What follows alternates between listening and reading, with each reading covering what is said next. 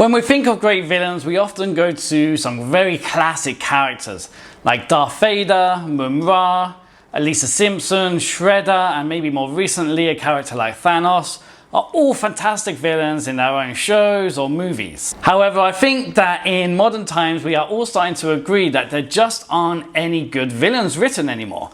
I mean, obviously I mentioned Thanos as one of them, and maybe even the High Evolutionary in Guardians 3. However, he still had too many problems, like being way too emotional. But there just aren't really any more good villains. I can't actually think of too many villains, maybe just a handful over the last few years, coming out of Hollywood anyway. There probably have been some very good villains from films all over the world. However, in Hollywood, villains are just kind of pathetic. We've seen characters like Kylo Ren, who should have been an absolutely badass villain, just be a terrible, pathetic, whiny little boy. And the reason this happened is because obviously he had to be kind of like Disneyfied, or at least modern day Disneyfied, to be just stripped of any sort of like villainous qualities. Marvel have just been struggling throughout their entire run. They've made some fantastic movies, but generally villains, on the villain standpoint, considering the comic books have such rich history and such rich characters within them, they've really struggled to really transfer that over into the films, barring a few characters. I think everybody knows the quote, "The hero is only as good as the villain." This quote emphasizes the importance of a compelling and formidable antagonist in a story. A strong villain provides the hero with the challenges, obstacles, and moral dilemmas that push them to grow and develop throughout the narrative. A well-crafted villain can elevate the hero's journey, making their triumphs more meaningful and their character arc more satisfying for audiences to watch. However, this concept seems completely lost on Hollywood recently. Now, I want to talk about who I believe is a massively underappreciated antagonist. All the way back in 2005, there was a brilliant film called Serenity. And the villain in this movie, or the antagonist in this movie, is the Operative, is I think the only way we know him. Now, he is probably largely forgotten or underrated simply because Serenity had difficulties at the box office. Despite having a dedicated fan base, like myself included, who absolutely loved Firefly and loved the movie, the film struggled to find a wider audience upon its release and only grossed approximately 38 million worldwide. While the film didn't achieve box office status, it has since gained a cult following, which I am of course a part of, since I've been a part of it since the very beginning. The Operative in Serenity is a character of intriguing depth and conviction. As the primary antagonist, he embodies the unwavering loyalty and ruthlessness efficiency of the Alliance, presenting a formidable challenge for the crew of the Serenity. Played masterfully by... I'm not even going to attempt to say this name. I can't pronounce his name. But it was one hell of a performance that really stuck with me. And every time he was on screen, you really did feel the fear and like basically the worry that you should get from seeing these fantastic characters on screen. Well, the fantastic villains anyway. As during his performance of the Operative, he commands the screen with a calm and calculated presence, which has both authority and menace. Now, the Operative's ultimate goal here is to preserve the order and stability that the Alliance represents in the movie and in the world of Firefly and Serenity. He is not seeking personal power, destruction, or chaos. He genuinely has an unwavering belief in the righteousness of the Alliance's cause. He truly believes that he is working for the greater good. His willingness to do whatever it takes to achieve his objectives, even if it means committing heinous acts, highlights the depths of his commitment. He is under no illusion himself about his actions.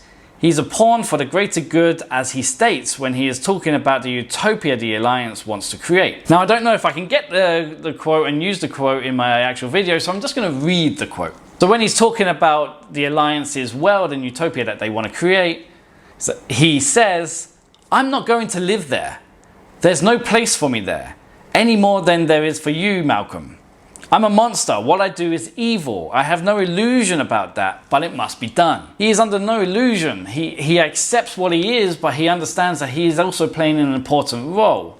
This is kind of like reminds me of Thanos in a way, where Thanos understood what he was doing might not be seen as the correct way, but he was like, I'm doing what is necessary because nobody else is, and I'm actually capable of doing this. So wiping out half the universe is for the greater good, and he's the only one who can actually do this. It's having this kind of ideology that can really strike fear with audiences, and when the hero is presented to them. You know, but we can easily just say that this is just a normal, well-played villain. Nothing special here. And maybe that's true if Hollywood didn't go so trash like it did. Because this is where I take what makes the Operative such an amazing villain as compared to everything or most villains coming out now, is his stance is almost completely opposite to how we see villains portrayed now. As villains now are way too emotional and way too pathetic. They have no control, which the Operative has. Now, this is a Joss Whedon movie, right? So it has all the humor and all the quips that you would expect to come with something made by Joss Whedon. And it's in all of this where I see where his character truly comes from. There's a conversation between him and Mao, which sums up perfectly why he is such a good villain compared to modern day villains.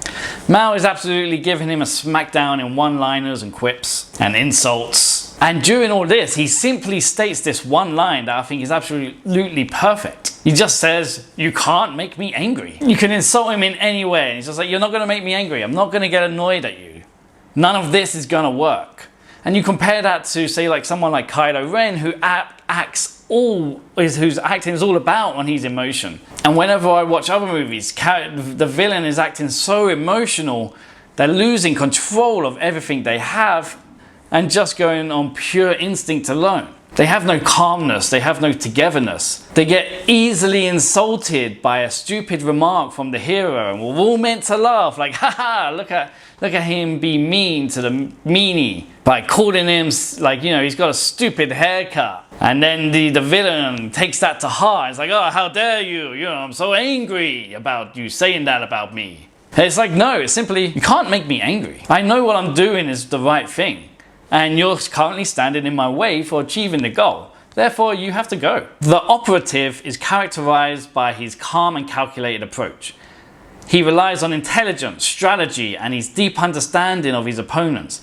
He doesn't get drawn into the petty argument, insults, emotional outbreaks that currently plague Hollywood villains. We badly need more antagonists like the Operative in modern day Hollywood. In the movie Serenity, he isn't overused or given too much screen time. Yet we still learn a lot about him, and he still has the presence to command what an antagonist should command. His motives are rooted in a strong belief in the righteousness of the Alliance's cause. He genuinely believes that the Alliance is working for the greater good, even if it means resorting to extreme measures. He engages in a philosophical I need to learn some English. But he engages in this sort of intellectual debate with Captain Mal Reynolds. This intellectual engagement adds depth to his character and challenges both the characters and the audience's perspectives on morality and duty. As I've said, his methods are calm and calculated, as well as swift, brutal, and precise. And the last thing I'll add about this villain, and again I want to stress that the performance was amazing. And he's gone on to have an absolutely brilliant career after Serenity. I believe he was nominated for an Oscar. Don't know if he won the Oscar, but he's done some great movies since as well. And Hollywood is going into creating these movies with one hand tied behind their backs. As I remember, one of the guys from Eternals was talking about how he wasn't able to get any roles as playing the villain. And he really wanted to play the villain, like a really dark villain that was just mean because he was mean. But he wasn't able to get these roles, as these roles were only going to white actors. If you're non-white, you're not allowed to be portrayed in in any sort of negative role, which is an absolutely shame, because as I say, the guy who performed he's a fantastic actor, I just can't pronounce his name, was absolutely brilliant in this role. And I really do think this performance is massively under-recognized, because now we're getting villains, say like in Hearts of Stone, where the girl in what was meant to be the female villain in there wasn't actually allowed to be the villain. She was just like a little bit misguided. But now, thanks to the hero, they've managed to set her on the right path, because what she actually wanted to do all along was the right thing. It's like, why not just let her be the villain? And then you could have had this amazing cat and mouse game. in Hearts of Stone, which turned out to be an absolutely poor film. Or you have villains like in Black Panther, where actually the villain is right. He wins the moral argument. It's actually the heroes who we realize are actually done bad things for all these years. They were the ones at fault. Why can't the villains just be villains? And these villains can absolutely make somebody's career. Look at Arnold Schwarzenegger in The Terminator. I mean, yes, he made some great movies before Terminator, of course, but it's very well recognized that Terminator was the film that really launched him to the next level. And I remember seeing an interview with him where he was saying that he didn't actually want to be the Terminator. He wanted to play the hero. He was like, this Terminator character doesn't have any lines. He doesn't show any emotion. It's like it's not his ideal role to play. Whereas the hero, on the other hand, has a lot of lines and has to show a lot of emotion. But yet, Arnold's performance as the Terminator really did elevate him to the next level in his career. Because we remember great villains. So there are so many actors and actresses who are potentially missing out on fantastic characters and delivering fantastic performance, all because of Hollywood wanting to not portray people in a certain light. So we absolutely need more villains like the Operative, as well as other characters like Darth Vader, Mumm-Ra, and Shredder. And then maybe Hollywood can start getting back to their better ways. But until then, they won't. So I'm done.